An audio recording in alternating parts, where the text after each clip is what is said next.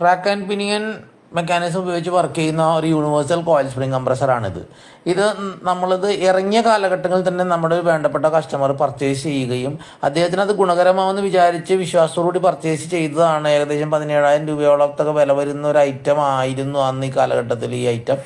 പക്ഷെ ഉപയോഗിക്കാൻ തുടങ്ങിയപ്പോഴാണ് അദ്ദേഹം പ്രീമിയം വാഹനങ്ങൾ പണിയുന്ന ഒരാളാണ്. അപ്പോൾ അദ്ദേഹത്തിന് പല സ്പ്രിങ്ങുകൾ ഇത് ഉപയോഗിച്ച് കംപ്രസ് ചെയ്യാൻ പറ്റാത്തൊരവസ്ഥ. അതിന് ലെങ്ത്ത് ഹൈറ്റ് കറക്റ്റ് ആവുന്നില്ല, അതുപോലെ ക്ലാമ്പിങ് കറക്റ്റ് ആവുന്നില്ല, അതുപോലെ ഹൈ എൻഡ് സ്പ്രിങ്ങുകൾ കംപ്രസ് ചെയ്യുമ്പോൾ ഈ മെക്കാനിസം ഒരു ഫെയിലിയർ ആയിട്ട് മാറുന്നത് പോലെ തോന്നി. പക്ഷേ ഈ കംപ്രസറിന് യാതൊരു കുഴപ്പമില്ല, എല്ലാ സ്പ്രിങ്ങും കംപ്രസ് ചെയ്യുന്നില്ല എന്നൊരു കുഴപ്പമുള്ളൂ. അപ്പോൾ ഇതിൻ്റെ ഒരു പ്രോബ്ലം എന്ന് വെച്ചാൽ ഇതെല്ലാം യൂണിവേഴ്സൽ ഇൻ്റർനാഷണൽ ലെവലിൽ ചൈനയിൽ നിന്നൊക്കെ മാനുഫാക്ചർ ചെയ്ത് വരുന്ന ഐറ്റംസാണ്. ഇത് അവരുണ്ടാക്കുന്ന ഏതാനും ചില സ്പ്രിങ്ങുകൾക്ക് കോമണൈസ് ചെയ്തിട്ടായിരിക്കും ഉണ്ടാക്കുന്നത്. നമ്മുടെ എല്ലാ സ്പ്രിങ്ങുകളും എല്ലാം കംപ്രസ് ചെയ്യണമെന്ന് നിർബന്ധം പിടിക്കാൻ പറ്റില്ല. പക്ഷേ യൂണിവേഴ്സൽ എന്ന് എല്ലാവരും പറയും. പക്ഷേ നമ്മളത് ഉപയോഗിച്ച് തുടങ്ങുമ്പോഴേക്കും ചില സ്പ്രിങ് കംപ്രസ് ചെയ്യാൻ പറ്റും, ചില സ്പ്രിങ് കംപ്രസ് ചെയ്യാൻ പറ്റില്ല. അതുകൊണ്ടാണല്ലോ വിവിധ തരത്തിലുള്ള സ്പ്രിങ് കംപ്രസറുകൾ അവർ ഓരോ കമ്പനികൾ ഇറക്കിക്കൊണ്ടിരിക്കുന്നത്. അത് അവരുടെ ബിസിനസ്സിൻ്റെ ഒരു ടാക്ടീസാണ്. പക്ഷേ നമ്മളെപ്പോലുള്ള പാവങ്ങൾ ഇതിൻ്റെ ഇടയിൽ ചെന്ന് പെട്ടുപോകുന്നു എന്നുള്ളതാണ് വസ്തുത.